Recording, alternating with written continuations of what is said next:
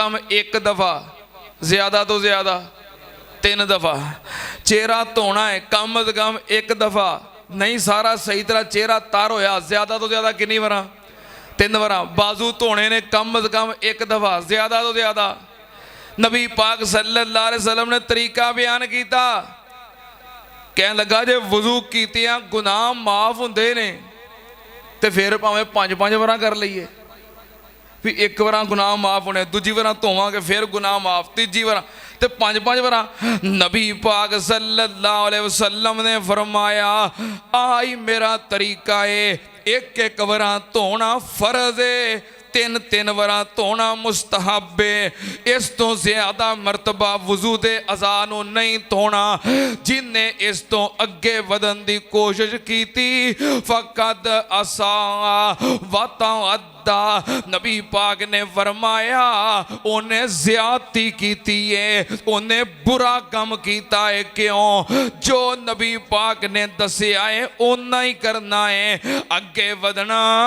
अल्लाह पाक ने फरमाया ला तो कद्दमू बैना यदाइल्लाहि व रसूलिही वत्तकुल्लाह। अल्लाह कोलों डर जाओ, अगे वधन की कोशिश ना करो। जे कामयाबी चाहते हो तो फत्तबिऊनी युहिब्बुकुमुल्लाह। मैं कुर्बान जावा सुनना ध्यान नाल। नबी पाक सल्लल्लाहु अलैहि वसल्लम दे घर 3 बंदे आए, 3 सहाबी आए। उम्मुल मोमिनीन सैयदा आयशा सिद्दीका रज़ी अल्लाह ताला अन्हा अम्मा जी नूं नबी पाक दे मामूल पूछे।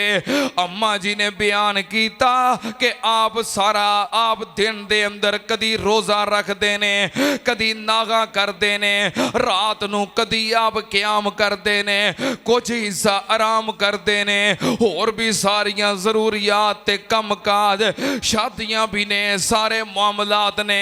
ये कह लगे कि असी नबी पाक सल्लल्लाहु अलैहि वसल्लम वर्गे नहीं, किथे नबी पाक ते किथे असी नेक अमाल बहुते करांगे। की करांगे? बहुते की करने ने? आ शुभा लगता है, शुभा लगता है, हुंदी नेकी है, हुंदी नेकी है। इथों बंदा गलती खाता है। कह लगे असी नेक अमाल बहुते करांगे, भाई बहुते नहीं करने, जिन्हें नबी पाक ने दसे ने उन्ने ही करने ने। सिर्फ ओदे उस अमल दे नेक होने की वजह तो बंदा गलती खा जाता है। क़यामत वाले दिन जो हिसाब किताब होना है, आमाल नूं गिणिया जाना है कि तोलिया जाना है? बोलो। क़यामत वाले दिन कैलकुलेटर नहीं होना, क़यामत वाले दिन तराजू होना है। आमाल दी गिनती नहीं होनी, बल्कि आमाल दा वजन होना है। जे गिनती होनी होवे तो फिर एवें असी देखो जोर दियां 4 फर्द पढ़ने हैं, असर दे 4, इशा दे 4, मगरब दे 3 का तो पढ़ने हैं, ये भी 4 कर लेने हैं, फजर दे भी 4 कर लेने हैं। पर भाई उसे गिनती नहीं होनी। क़यामत वाले दिन आमाल दी गिनती नहीं होनी, बल्कि क़यामत नूं आमाल दा वजन होना है। ते वजन ज्यादा ओदा ही होना है जो नबी पाक दी सुन्नत दे मुताबिक होना है। बहुतियां वालियां ने फेल हो जाना है, जिदे अमाल थोड़े होणगे पर पैगंबर दी सुन्नत दे मुताबिक होणगे, उन्हां कामयाब हो जाना है। नबी पाक सल्लल्लाहु अलैहि वसल्लम दे गुलाम कह लगे असी नबी पाक नालों नेकियां बहुतियां करांगे। सारी सारी रात क़याम ते सारी जिंदगी दे सियाम, ना कोई शादी करनी है ते ना कोई बीवी बच्चे, हर वले अल्लाह दी इबादत च मसरूफ रहना है। नबी पाक सल्लल्लाहु अलैहि वसल्लम ने सुनिया, आपने उन्होंने बुलाया। नबी पाक ने फरमाया आ काम करन दा इरादा तुसी कीता है? जी असी कीता है। दसो उन्होंने कोई गुनाह की नीयत की है? एक बंदे क्या मैं सारी रात क्याम करांगा, क्याम करना गुनाह है? सानू लोग इंज ही पुछदे ने ना, जे असी अगे रोटी रख के तो सूरत फातिहा पढ़ लेने, 4 कुल पढ़ लेने, तुसी दसो कुरान पढ़ना गुनाह है?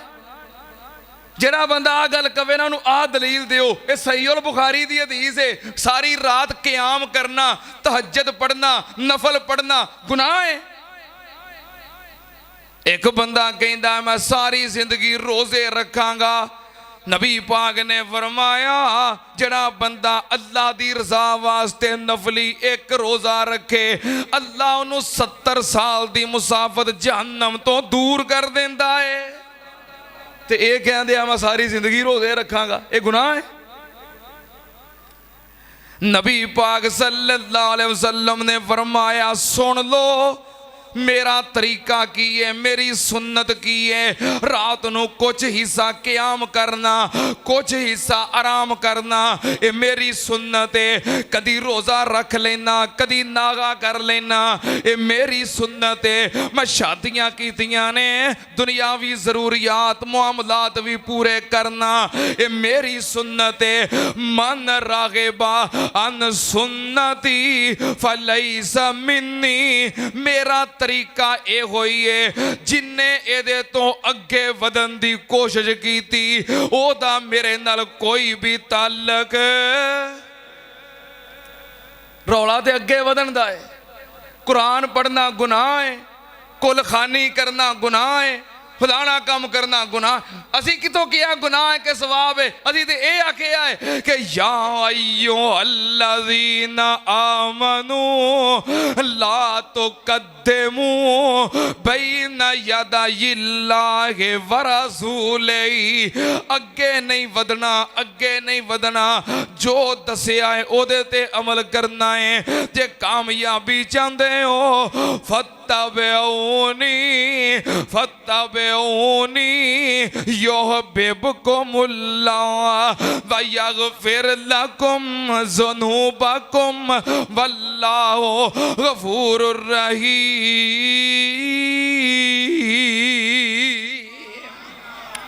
एक दिन नबी पाक सल्लल्लाहु अलैहि वसल्लम दी मस्जिद पाक मस्जिद नबवी दे अंदर एक बंदा आया फजर दी नमाज वास्ते। फजर दी नमाज वास्ते मस्जिद च आया, फजर दी अजान हो रही है। अजान तो बाद उन्हें नमाज पढ़नी शुरू कर दी। 2 रकतां पढ़े सलाम फेर दवे, 2 रकतां पढ़े सलाम फेर दवे, 2 रकतां पढ़े सलाम फेर दवे। अजान तो लग के जमात खड़ी होने तक नमाज पढ़ता ही रहा। नबी पाक सल्लल्लाहु अलैहि वसल्लम दी उम्मत दे जलीलुल कदर ताबी हजरत सईद बिन मुसैयब रहमतुल्लाहि अलैह जलीलुल कदर ताबी ने ये सैयदना हजरत इमाम अबू हुरैरा रजी अल्लाह ताला अन्हु दे शागिर्दे खास ने। इन्होंने हदीस हजरत अबू हुरैरा कोलों पढ़ी है। हजरत सईद बिन मुसैयब रहमतुल्लाहि मस्जिद नबवी अंदर बैठे ने। जो इन्हें इस बंदे नूं वेखिया कि अजान तो लग के जमात खड़ी होने तक नमाज पढ़ी आउंदा है, नफल पढ़ी आउंदा है, इन्हें कैंकरी चुकी ते इस बंदे नूं मारी। कहन लगे जालमा रुक जा, की पढ़ी आउंदा है? मैं अपने उस्ताद हजरत इमाम अबू हुरैरा रजी अल्लाह ताला अन्हु को सुनिया है और मेरे उस्ताद जी ने खुद नबी पाक को सुनिया है। नबी पाक ने फरमाया फजर दी अजान तो बाद फजर दी नमाज तक सवाए 2 रकत सुन्नत दे कोई नमाज नहीं। फजर दी अजान हो जाए तो फिर फजर दी जमात खड़ी होने तो पहलों सिर्फ फजर दियां 2 सुन्नतां पढ़नियां ने, इस तो इलावा कोई नमाज नहीं।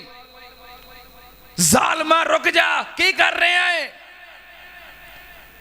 कहने लगा हजरत सईद बिन मुसैयब जी मैं नफल पढ़न दिया, मस्जिद नबवी है जिथे 1 रकात पढ़ो 1000 रकात का सवाब है, सरगी का वेला है ਤੇ ਮੈਂ ਅੱਲਾ ਦੇ ਘਰ ਵਿੱਚ ਨਫਲ ਪੜ੍ਹਨ ਦਿਆ ਵਾਂ।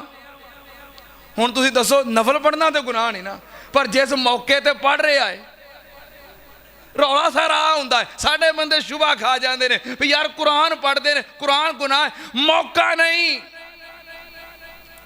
ਫਲਾਣਾ ਕੰਮ ਕਰਦੇ ਨੇ, ਕੰਮ ਨੇਕੀ ਦਾ ਹੀ ਹੁੰਦਾ ਹੈ, ਤਾਂ ਤੇ ਸ਼ੈਤਾਨ ਖੁਸ਼ ਹੁੰਦਾ ਬਿਦਤੀ ਤੇ ਵੀ ਉਹ ਕੰਮ ਕਰਦਾ ਹੈ ਜਿਸ ਕੰਮ ਨੂੰ ਨੇਕੀ ਸਮਝਦਾ ਹੈ, ਸਵਾਬ ਸਮਝਦਾ ਹੈ, ਇਹਨੇ ਤੋਬਾ ਨਹੀਂ ਕਰਨੀ।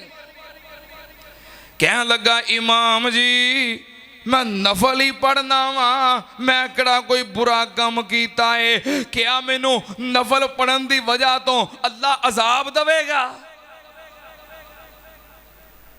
वेखी जी बीती दी सोच, क्या नफल पढ़न की वजह तो अल्लाह मैनू अजाब देवेगा? हजरत इमाम सईद बिन मुसैयब रहमतुल्लाह अलैह फरमान लगे, नफल पढ़न की वजह तो नहीं, नबी पाक दी सुन्नत दी मुखालफत दी वजह तो अल्लाह तेनू जरूर अजाब देवेगा। मैनू तो यह डर लगता है तू पैगंबर दी सुन्नत दी मुखालफत करन दिया है। नबी पाक ने फरमाया सिर्फ 2 रकातां पढ़ो, तू अगे वधन दिया है। अल्लाह पाक ने फरमाया ला तो कद्दमू बैना यदाइल्लाहि व रसूलिही वत्तकुल्लाह इन्नल्लाह समीउन अलीम। अगे नहीं जे वधना, जे कामयाबी चाहते हो फत्तबिऊनी फत्तबिऊनी युहब्बिबकुमुल्लाह व यगफिर लकुम ज़ुनूबकुम वल्लाहु गफूरुर रहीम। वो गल दी समझ आ रही है कि नहीं? मेरा मकसद तनकीद करना नहीं, तनकीस करना नहीं, किसी की तहकीर करना नहीं, मेरा मकसद इस्लाह करना है।